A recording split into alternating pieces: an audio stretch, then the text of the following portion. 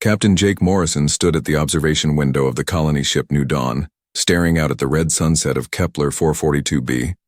The alien world had been home to 3,000 humans for the past 50 years, but it never felt like home. Not really. Home was a blue marble spinning around a yellow star, 300 light-years away. Home was Earth, and Earth had been silent for 3 centuries. Jake pressed his hand against the cold metal wall and sighed. Another day. Another struggle. To keep his people alive, the crops were failing again despite Dr. Lisa Hayes's best efforts with the soil treatment. The water recyclers needed parts they couldn't make. And worst of all, the Vorthak raiders had been spotted near the outer mining stations again. "Captain, Morrison to the bridge," came Amy Stone's voice over the comm system. The young woman had been their communications officer for 5 years now, ever since her parents died in the last Vorthak attack. At 23, she was one of the youngest senior officers Jake had ever served with, but she was good at her job. Jake made his way through the narrow corridors of the ship. The New Dawn had been beautiful once back when it left Earth's orbital shipyards 200 years ago. Now it showed its age. Rust stains marked the walls where the atmospheric recyclers leaked. The lights flickered because they couldn't get replacement power cells. Everything was held together with spare parts and hope. The bridge was small and cramped. Amy sat at her station, her blonde hair tied back in a simple ponytail. Her fingers moved quickly over the old control panels. Ben Parker, their chief engineer, stood behind her. He was Amy's age and had grown up on the ship just like she had. To them, Earth was just a story the older colonists told. "What's the situation?" Jake asked. Amy turned to face him. Her green eyes were worried. "Long-range sensors picked up 3 Vorthak ships heading this way. They'll be here in 6 hours. Jake felt his stomach drop. 3 ships meant at least 300 Vorthak warriors. The lizard-like aliens were 7 feet tall, covered in scales, and had claws that could cut through steel. They lived for war and conquest. To them, humans were just another species to enslave or kill. "How many people do we have who can fight?" Jake asked. Ben checked his tablet. "Maybe 200 if we count everyone over 16, but most of them are farmers and engineers, not soldiers." Jake nodded grimly. The humans had been scattered across dozens of worlds when Earth went silent. Some colonies had been wiped out completely. Others had been enslaved. A few like theirs had managed to stay free by running and hiding, but they were always running out of places to hide. "Dr. Hayes to the bridge," Jake called over the comm. Lisa Hayes arrived a few minutes later. She was in her 40s, with brown hair that was starting to turn gray. She had been the colony's chief scientist since before Jake was born. She was also the only person on the ship who remembered Earth before the silence. "Lisa, how are the defensive systems?" Jake asked. She shook her head. "The energy shields are at 30% power. The weapon systems need parts we don't have. If 3 Vorthak ships attack us, we won't last 10 minutes. Jake sat down in the captain's chair. It was the same chair his father had used and his grandfather before that. 3 generations of Morrisons had tried to keep this colony alive. Sometimes Jake wondered if they were just delaying the inevitable. "What about the other human colonies?" he asked Amy. "Any word from New Geneva or Freetown?" Amy's face went pale. "New Geneva stopped transmitting 2 weeks ago. Freetown sent a distress call 3 days ago, then nothing." The bridge fell silent. Everyone knew what that meant. The Vorthak were hunting down the last free human settlements one by one. Soon there would be no free humans left in the galaxy. Jake looked around at his crew. These people trusted him to keep them alive, but he was running out of options. The New Dawn's engines were too old to outrun Vorthak ships. Their weapons were too weak to fight them. And they had nowhere left to run. "Captain," Lisa said quietly, "there is one option we haven't tried." Jake looked at her. "What?" "We could try to reach Earth." The bridge went completely silent. For a moment, nobody moved. Nobody breathed. Ben was the first to speak. "But Earth has been silent for 300 years. Everyone knows the planet is dead." Lisa shook her head. "We don't know that. We just know they stopped talking to us. There's a difference." Amy turned back to her console. I've been monitoring the Sol system for 5 years. There's never been any kind of signal. That doesn't mean there's nothing there, Lisa said. Maybe they're just not talking to anyone. Maybe they have their reasons. Jake thought about it. It was true that nobody really knew what had happened to Earth. One day, 3 centuries ago, all communication had simply stopped. The great ships that carried trade between worlds had stopped coming. The quantum communication networks that connected human space had gone dark. Earth had become a mystery. The Galactic Council, run by the Vorthak Empire and the crystal beings called Zephyrians, had declared humanity extinct. They had divided up human space between themselves. The few surviving human colonies were considered unimportant remnants of a failed species. But what if Earth wasn't dead? What if the home world was still out there, still alive, just staying, quiet for some reason? How would we even contact them? Jake asked. Lisa walked over to Amy's station. We still have the old quantum transmitters. They were designed to reach anywhere in human space. If Earth is listening, they would hear us. And if Earth is dead, we waste power we can't afford, Ben pointed out. Jake stood up and walked back to the observation window. Outside, the alien sun was setting, painting the sky in shades of red and orange. In a few hours, Vorthak ships would arrive. His people would die or become slaves. 300 years of human struggle in this part of the galaxy would end, unless Earth was still out there, unless home was still waiting. Jake turned back to his crew. Do it. Send the message. Amy Stone's hands moved across the old quantum transmitter controls. The machine hummed and sparked as power flowed through circuits that hadn't been used in decades. The transmitter was older than she was, built back when Earth still talked, to its colonies. Now it might be their only hope. Power levels are stable, Ben Parker called out from the engineering station, but we're using a lot of energy. If this doesn't work, we won't have enough power to run the shields when the Vorthak get here. Jake Morrison stood behind Amy, watching the display screens. How long will it take for a signal to reach Earth? Doctor, Lisa Hayes checked her calculations. About 6 hours through quantum space. The same amount of time it will take the Vorthak ships to get here. Amy looked up at Jake. What should I say? Jake thought for a moment. What do you say to a world that has been silent for 300 years? What do you say when you don't even know if anyone is listening? Keep it simple, he said finally. Tell them who we are. Tell them we need help. Amy nodded and began typing. Her message was short and direct. This is the human colony ship New Dawn calling Earth. We are the last free humans in the Kepler system. We are under attack by the Vorthak Empire. If anyone is listening, please respond. We need help. She pressed the transmit button. The quantum transmitter's lights flashed bright blue as the message shot through space and time, racing toward the Sol system at impossible speeds. Message sent, Amy said quietly. Now all they could do was wait. The next few hours passed slowly. Jake tried to prepare his people for the coming attack, but everyone knew their weapons were too weak and their shields too old. The Vorthak ships got closer with each passing minute. Ben worked frantically to boost their defensive systems. I've managed to get the shields up to 40% power, he reported, but that's the best I can do with the parts we have. Lisa coordinated the evacuation of the most vulnerable areas of the ship. Children and elderly colonists were moved to the safest sections, deep inside the New Dawn's hull. But Jake knew that if the Vorthak breached their defenses, nowhere would be safe. Amy never left her station. She kept monitoring the quantum receivers, hoping against hope that Earth would answer. The silence stretched on, broken only by the steady beeping of the long-range sensors tracking the approaching enemy ships. Then, 5 hours after they sent their message, everything changed. Amy's console erupted in lights and sounds. Alarms began blaring across the bridge. The quantum receiver was picking up something massive, something impossible. Captain, Amy shouted, her voice filled with shock. I'm getting a signal from the Sol system.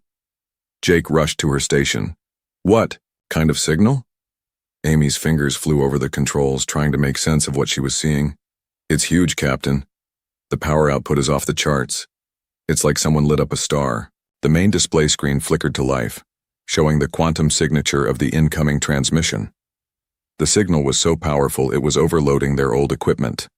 But through the static and interference, they could make out words. "This is Admiral Kate Sullivan of the Earth Defense Fleet." The bridge went completely silent. Everyone stared at the display screen in disbelief. Earth was answering. After 300 years of silence, Earth was talking. The transmission continued clear and strong despite the vast distance. "We are returning to reclaim our rightful place among the stars. To any human settlements receiving this transmission, hold fast. Help is coming." Jake felt his legs go weak. He grabbed the edge of Amy's console to steady himself. "Earth Defense Fleet?" he whispered. "But that means—" "Earth isn't dead," Lisa finished, her voice filled with wonder. "They're still there. They're still alive." Ben was staring at the power readings on his screen. "Captain, look at these numbers. The energy output from that transmission is impossible. It would take the power of an entire star to send a signal that strong." Amy was already working to boost their receivers. "There's more coming through," she said. "The transmission is still active." Admiral Sullivan's voice came through the speakers again, stronger now. "This message is being broadcast to all human colonies in former Earth Alliance territory.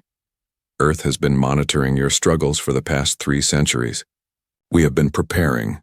We have been growing stronger. The time has come to take back what is ours." Jake looked around at his crew. They were all staring at the speakers with expressions of amazement and hope. For the first time in years, they had hope.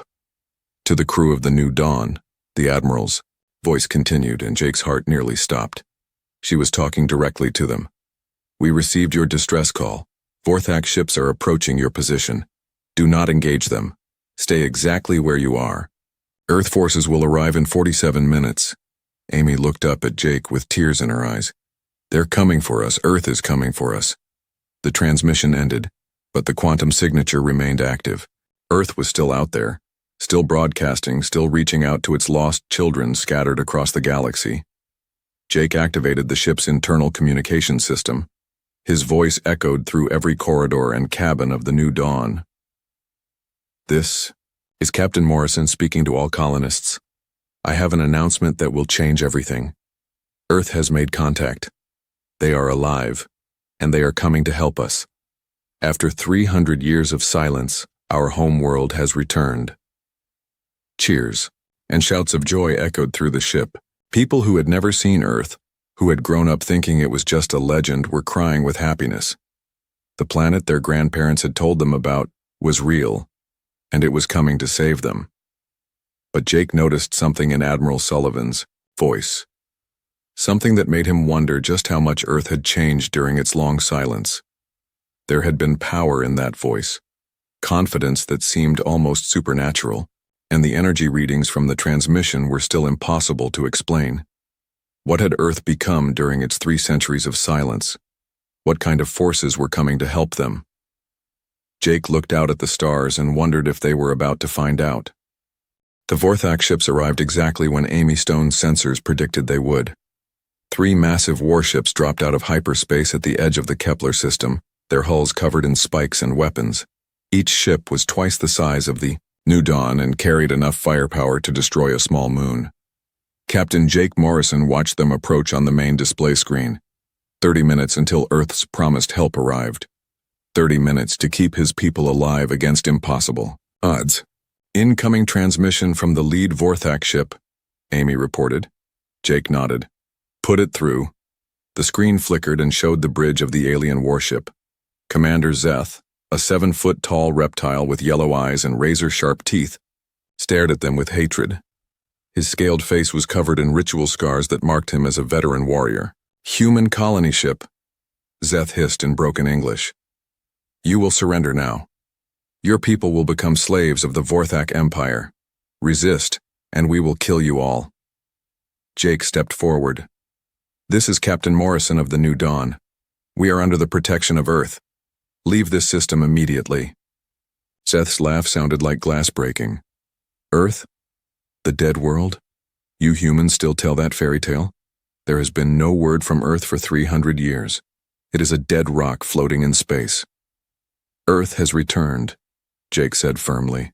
Their ships will be here soon. Zeth bared his teeth in what might have been a smile. Then we will destroy them too.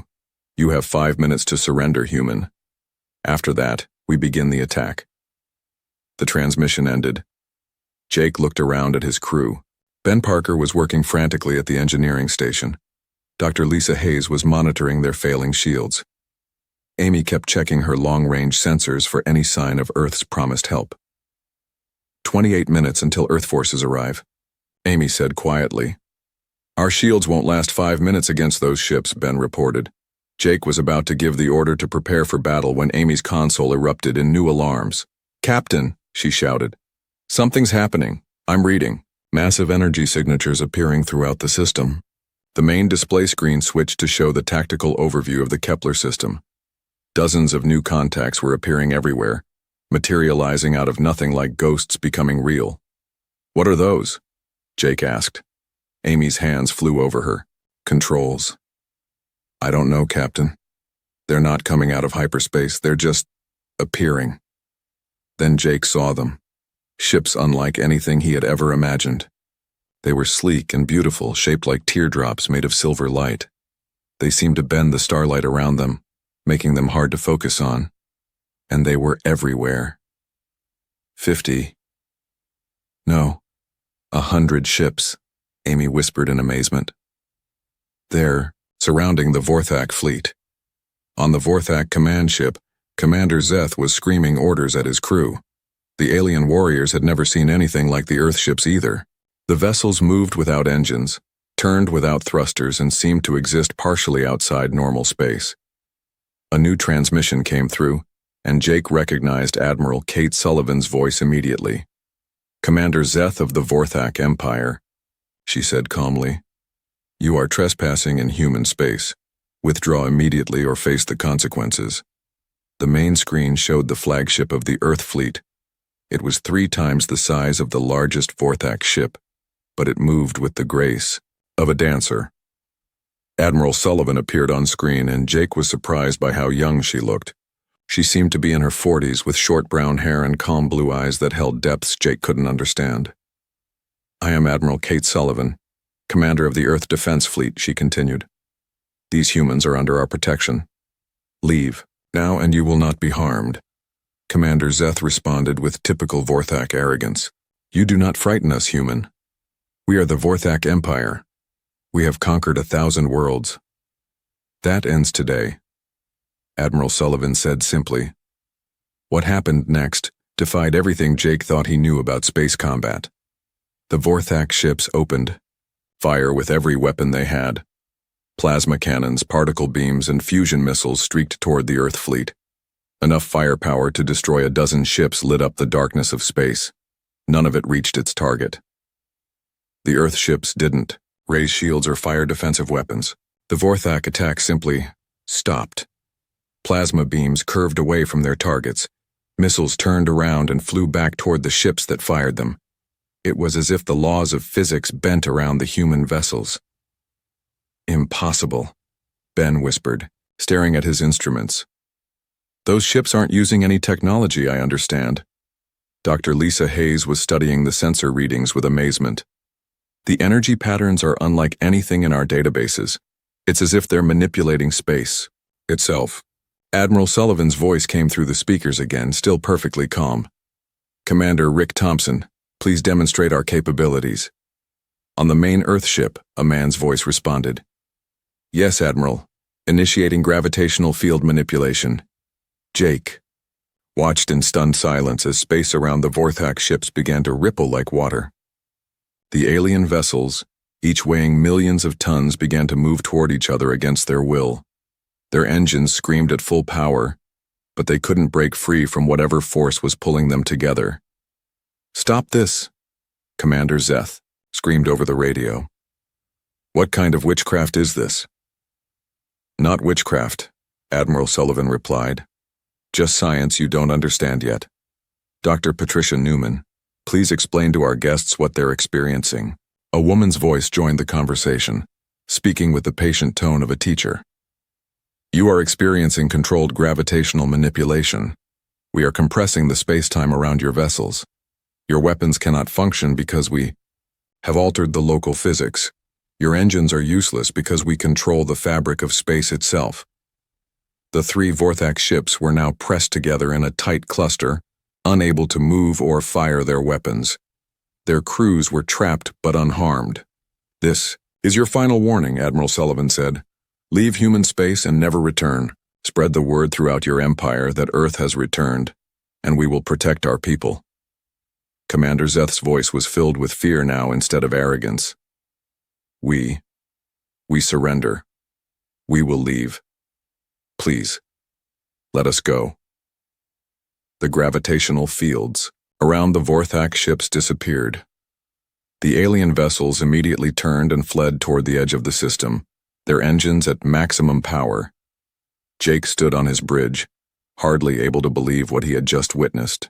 In less than 10 minutes, Earth's fleet had defeated 3 Vorthak warships without firing a single shot. Admiral Sullivan's image appeared on their screen again, and this time she was smiling. Captain Morrison, this is Admiral Sullivan. Permission to come aboard the New Dawn. We have a lot to discuss. Jake found his voice. Permission granted, Admiral. Welcome back to human space. As he spoke, Jake realized that everything had changed. Earth had returned, but it was not the same world that had gone silent 3 centuries ago. Humanity had evolved into something far beyond what anyone could have imagined. The question now was, what did that mean for the rest of the galaxy? Admiral Kate Sullivan materialized on the bridge of the New Dawn without using a transport beam or shuttle. One moment the space was empty, the next moment she was standing there, as if she had always been present. Captain Jake Morrison blinked, in surprise, but the Admiral smiled as if appearing out of thin air was the most natural thing in the world. Captain Morrison, she said, extending her hand. It's good to finally meet you in person. Jake shook her hand, noting that she felt completely solid and real despite her impossible arrival. Admiral, how did you just appear here? Phase shifting, she replied simply. We exist in multiple dimensions now. Physical barriers don't mean much to us anymore. Dr. Lisa Hayes stepped forward, her scientific curiosity overcoming her amazement. Admiral, what happened to Earth? How did humanity develop such advanced technology? Admiral Sullivan's expression grew serious. 300 years ago, Earth faced a choice. We could continue struggling with the same old limitations, or we could evolve beyond them. We chose evolution. She gestured toward the observation window, where the Earth fleet hung in space like silver stars. We discovered something the rest of the galaxy hasn't learned yet. Consciousness and matter are connected at the quantum level. Once we understood that connection, everything changed. Amy Stone looked up from her communication station. You mean you can control matter with your thoughts? In a way, yes, the Admiral nodded. But it's more complex than that. We learned to interface with the quantum field that connects all things. Every human on Earth now exists as both a physical being and a quantum consciousness. Ben Parker was studying the readings from the Earth ships on his engineering displays. The energy signatures from your vessels are impossible. They're drawing power from somewhere that doesn't exist in normal space. Commander Rick Thompson's voice came through the communication system from the Earth flagship. We're tapping into quantum vacuum energy. The space between atoms contains more power than all the stars in the galaxy combined. We just learned how to access it. Jake felt overwhelmed by the implications. So every human on Earth has these abilities? Every human everywhere will have them eventually, Admiral Sullivan said. That's why we're here. It's time to bring all of humanity together and share what we've learned. Before Jake could respond, Amy's console erupted in alarms. Captain, long-range sensors are detecting a massive fleet approaching the system. Admiral Sullivan didn't seem surprised. The Galactic Council has decided to respond to our return. They're bringing everything they have. On the main display screen, Jake could see the approaching armada. Hundreds of ships from across the galaxy were converging on their position. Vorthak battle cruisers, Zephyrian crystal ships, and vessels from a dozen other species, formed the largest military force Jake had ever seen. "They're scared," Admiral Sullivan observed calmly. "For 3 centuries, they've divided up human space among themselves. They've enslaved or killed millions of humans. Now they're afraid we've come back for revenge." Dr. Patricia Newman's voice came through from the Earth fleet. "Admiral, I'm reading over 800 enemy vessels. They represent the combined military might of 17 different species." Jake felt his stomach drop. Even with Earth's advanced technology, surely they couldn't fight the entire galaxy. Admiral Sullivan seemed to read his thoughts. "Captain, would you like to see what humanity has really become?" She closed her eyes and took a deep breath. Around them, the air itself seemed to shimmer. Jake felt something change, as if reality had shifted slightly. When he looked at the tactical display, he gasped. The Earth fleet was growing. New ships were materializing throughout the system, not arriving from hyperspace but simply coming into existence. Dozens became hundreds, hundreds became thousands. Each ship was crewed by humans who had volunteered to project their consciousness across space to defend their distant cousins. "We don't need to transport ships across the galaxy," Admiral Sullivan explained. "We can create them wherever they're needed, crewed by quantum projections of our people." The Galactic fleet had arrived at the edge of the system. Supreme Admiral Krex of the Vorthak Empire led the coalition, his flagship surrounded by the most powerful warships in known space. Through the communication channels, Jake could hear the alien commanders coordinating their attack. "This ends now," Admiral Sullivan said quietly. She opened her eyes, and Jake saw something in them that made him understand why the aliens were so afraid. These weren't quite the same humans that had left Earth centuries ago. The battle that followed wasn't really a battle at all. It was a demonstration. The Galactic fleet opened fire with every weapon they possessed. Energy beams that could crack planets, missiles that could destroy moons, and weapons that bent the laws of physics themselves. The combined firepower was enough to sterilize entire star systems. None of it mattered. The human ships moved through the attacks like they were moving through empty space. Weapons passed through them as if they weren't there. When the humans finally responded, it was with surgical precision. Dr. Newman's voice came through the speakers, calm and professional. "Initiating localized reality modification, disabling enemy weapon systems without harming crew members." Jake watched in amazement as the alien ship simply stopped working. Their weapons powered down, their engines failed, their shields collapsed. 800 warships became 800 helpless metal hulks floating in space. "How?" Jake whispered. "We rewrote the local laws of physics," Admiral Sullivan explained. "In the space around those ships, the chemical reactions that power their weapons simply can't occur anymore." Supreme Admiral Krex's voice came through the communication system, filled with panic. "What have you done to us? Our ships are dead," Admiral Sullivan responded with a voice that carried across all frequencies, speaking directly to every alien crew member simultaneously. "You came here to destroy us because you fear what we've become. Your fear is justified, but your attack was unnecessary." She paused, and Jake could feel the weight of her words. "For 3 centuries, you've treated humanity as a dead species.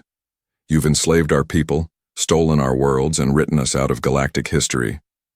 That ends today." General Frank Miller's voice joined the conversation from another Earthship. "We're offering you a choice. Submit to the new order we're establishing or face the consequences of continued aggression."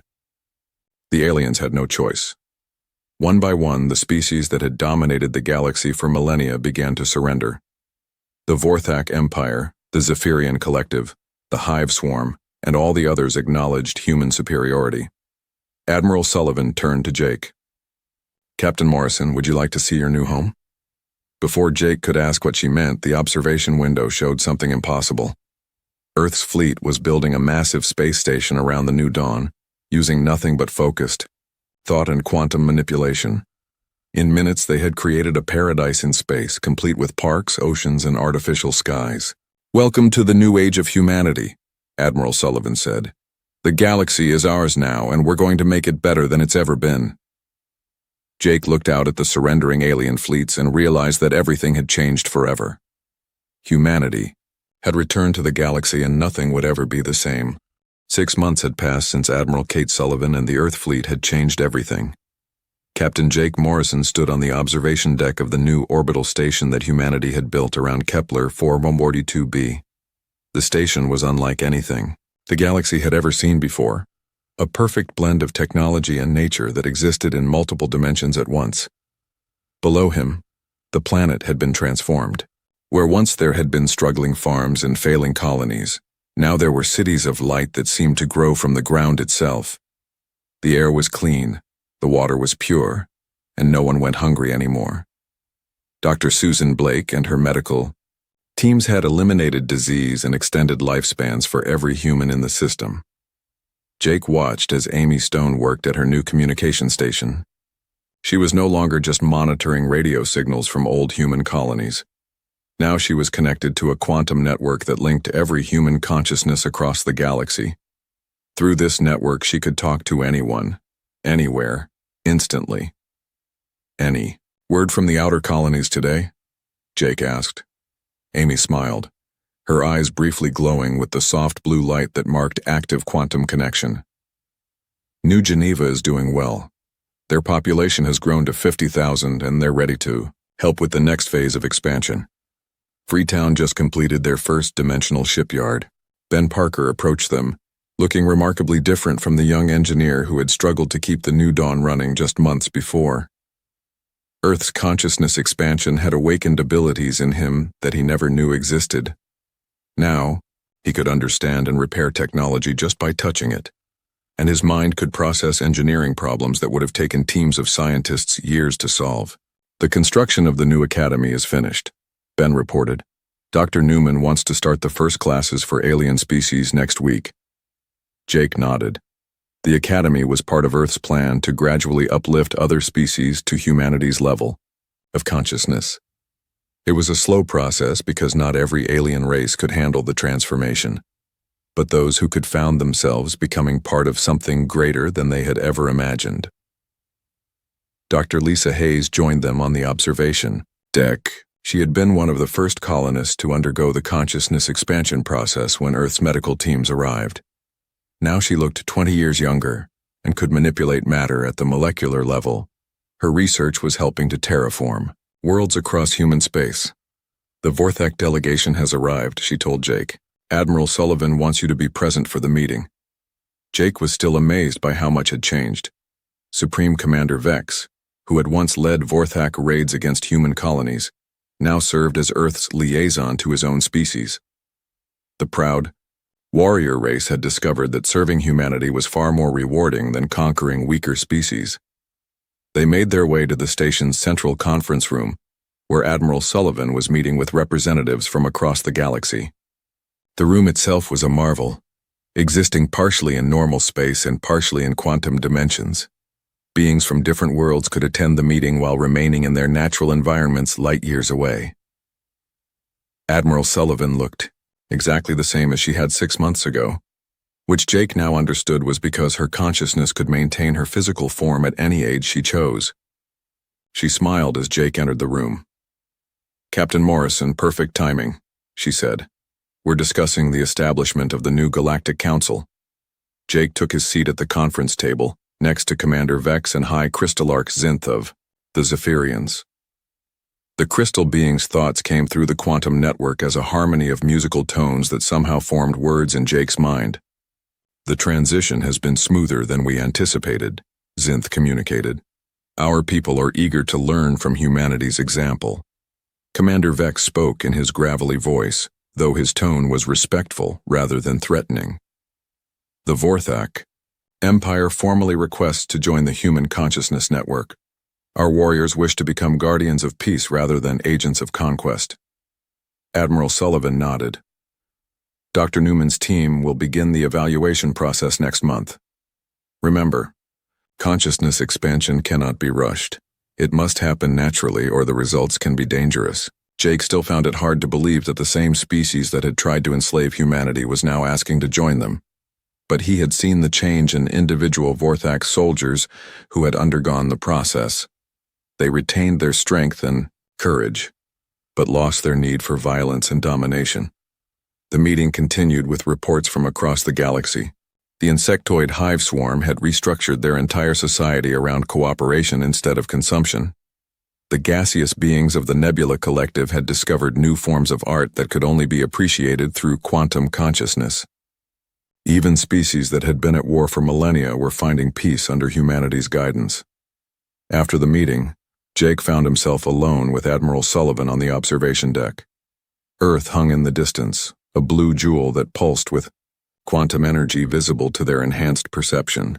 "Do you ever miss the old days?" Jake asked. "When humans were just human?" Admiral Sullivan considered the question thoughtfully. "I miss some things about our old limitations. There was a certain innocence in not knowing how vast the universe really is. But I don't regret the choice we made." She gestured toward the stars, which Jake could now see were connected by streams of conscious energy that flowed between worlds. 300 years ago, humanity was struggling just to survive in a hostile galaxy. We were scattered, weak, and forgotten. Now we're helping to guide the evolution of consciousness itself. Jake watched as a group of young humans and aliens played together in the station's central park. The children moved effortlessly between dimensions, creating games that would have been impossible before Earth's return. Among them was Amy's daughter, born just 3 months ago with abilities that surpassed even the most advanced Earth humans. "What happens next?" Jake asked. Admiral Sullivan's eyes reflected the light of distant galaxies. "We keep growing. We keep learning. We keep helping other species evolve beyond their limitations. Someday, maybe consciousness itself will transcend physical reality entirely." Jake thought about the journey that had brought them here, from a struggling colony ship running from alien slavers to partners in reshaping the very nature of existence. It seemed impossible, but then again, so had Earth's return. Below them, the planet continued its transformation. Cities of light grew larger and more beautiful. Forests of crystal trees that existed in multiple dimensions spread across the continents. The sky itself had become a canvas for artistic expressions that could only be created through quantum manipulation. Admiral Sullivan placed her hand on Jake's shoulder. "You did well, Captain. When Earth was silent, you kept the flame of humanity alive. Without people like you, there would have been no one left to save." Jake smiled, feeling the weight of centuries of human struggle lifting from his shoulders. "So what's my role in this new galaxy?" "Whatever you want it to be," she replied. "You could explore the far reaches of the universe, help guide new species toward consciousness expansion, or simply enjoy the paradise we're building. The choice is yours." As Jake looked out at the transformed galaxy, he realized that for the first time in 300 years, humanity truly had no limits. The species that had been written off as extinct had become the shepherds of a new age among the stars. Earth had returned, not as conquerors, but as the guides who would lead the galaxy into an unimaginable future. The age of humanity had begun, and it was more glorious than anyone had ever dared to dream.